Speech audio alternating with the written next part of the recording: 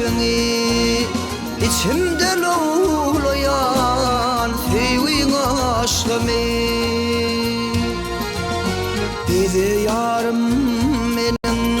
köngül köşümü Bağtıma atmana baydı sen bilin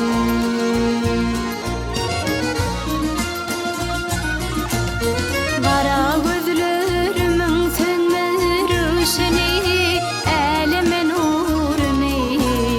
çaydı sen bilin Ömrümün kıymeti abi kuseri Maşuk köngülüm kanat yaydı sen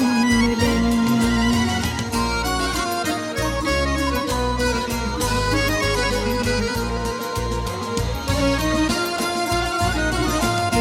Oydu şursun bizi durmuş ömrümü Ağlayın yar senin nezik gönlünü Bezedin yar ışkı düşen ömrümü Men özümü mecnun saydım sen bilin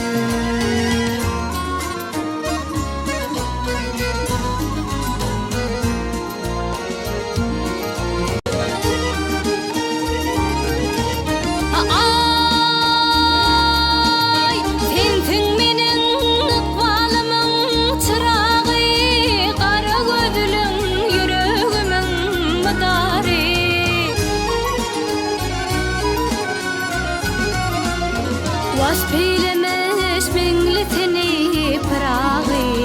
Şağırın mağzı mağa aydın sen bilin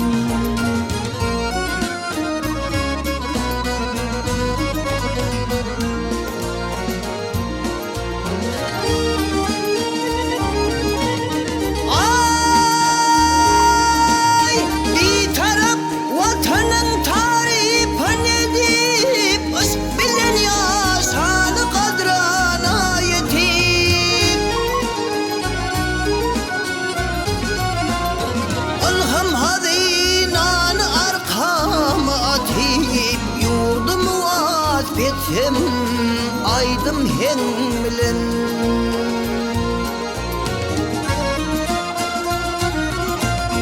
Arkadağlı ilen bilen sapası Yetsin ama aşıkların vefası Yılgırışın dertlerimin şifası Men bağtımı dünya yaydım sen bilin Bun cennet mekan gellik hemala Baktım doyabilmen görüklü cemala Aşıklara peşke sacak zamana Arkadağlılar coştun aşk bilen Arkadağlılar coştun aşk bilen Arkadağlılar coştun aşk bilen